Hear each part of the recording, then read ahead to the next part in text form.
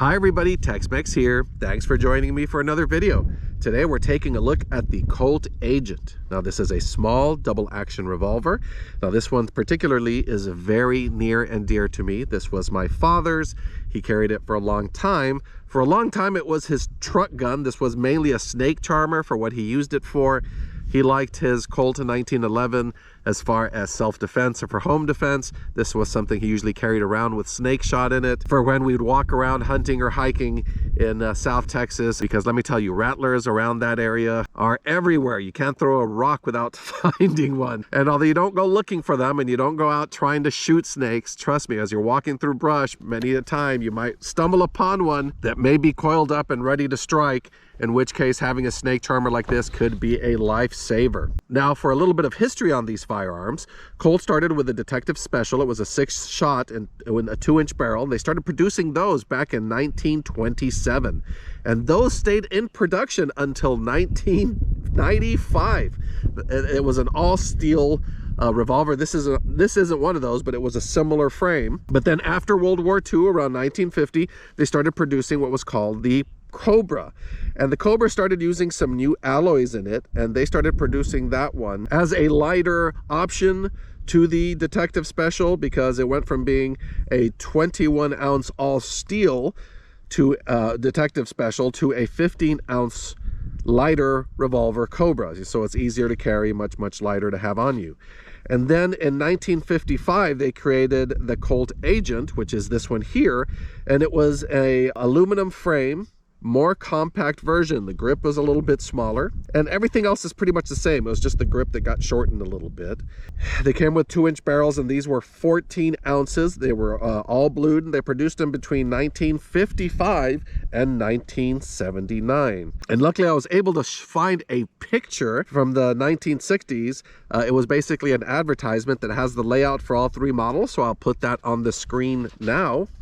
And then what happened was the smaller frame revolvers, well, the frame was the same, I'm sorry, the smaller grip revolvers became so popular that just a few years later, the Cobra and the Detectives Specials all changed to have the same grip as the Colt Agent.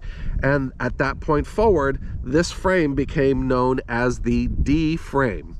So this is a revolver I have not shot since probably high school, which was many moons ago. After my father passed, there were a few firearms I didn't have the heart to shoot. For those of you who have some heirlooms that came from your relatives that you loved very much, sometimes you're kind of conflicted on using it or not.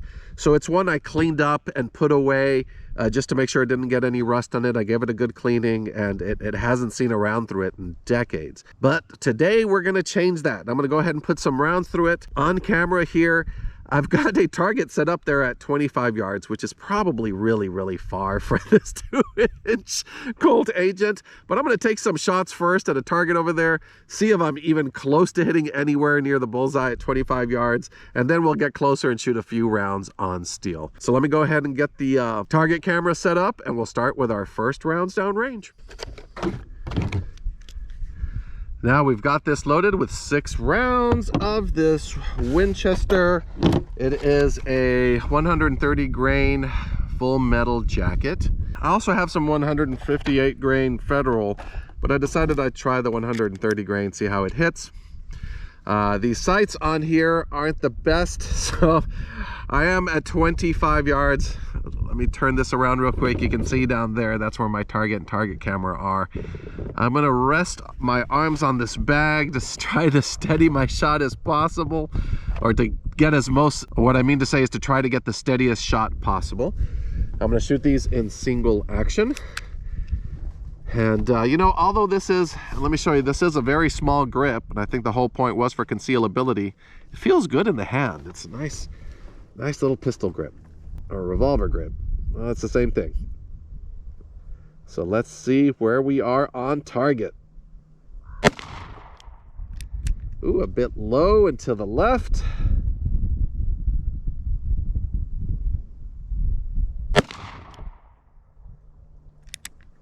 Not sure that one even hit target.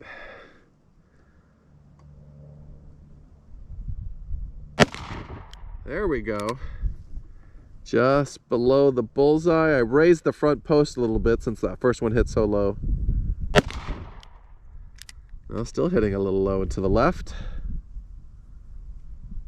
That one's a little high and to the left. And shot number 6. Ooh. Elevation was about right, but very far into the left. It may be me pulling this to the left because even though it is comfortable, it is a very small grip. I will say it does kick a bit. This is a very light revolver, so even in 38 Special, it has a little bit of a kick. I guess you can say this was the precursor to all the ultralights and lightweights that are so common now as carry concealed revolvers. But it's nice to shoot the OG.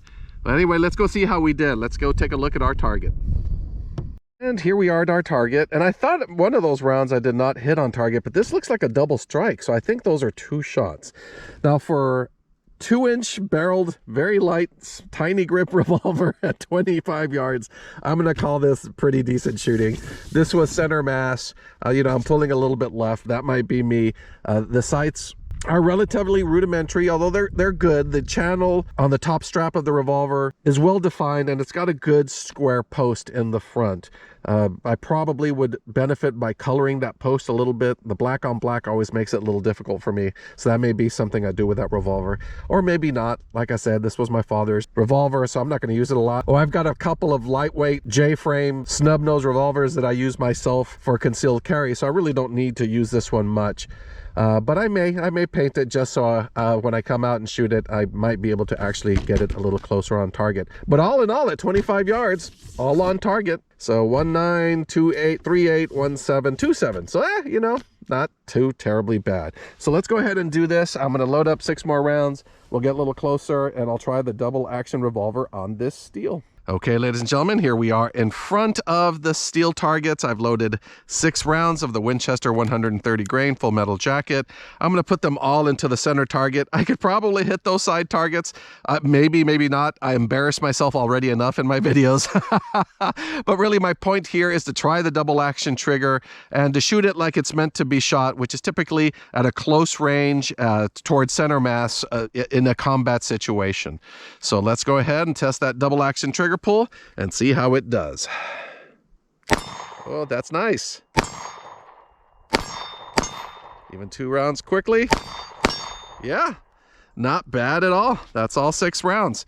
The small grip makes it a little bit difficult. I mean, it does move in the hand, but for a quick succession of shots, you could get 6 rounds out of this pretty quickly in double action mode and keep them all on target. Well, that was a fun shoot. It was nice to see that at 25 yards using single action, I am able to hit my target at 25 yards, and using the double action at closer ranges, very easy to keep this pistol on target and squeeze your rounds off. Very smooth single and double action trigger. These are great little pieces of history from back in the day when Colt was making some fine revolvers. That's not a criticism on any current production, so please no one get your panties in a wad. It's just a comment on the fact that Colt has been producing some wonderful revolvers for 100 years. And like I said, this was a very special one to me because it was my father's. I even have his original little holster here that he used with it. So once again, thanks for joining me. It was a lot of fun to shoot. I hope you liked the little history lesson concerning these Colt revolvers, starting with the Detective Special that went to the Cobra that finally culminated with the Colt Agent, the smaller grip, and what would ultimately be known as the D-frame Colt.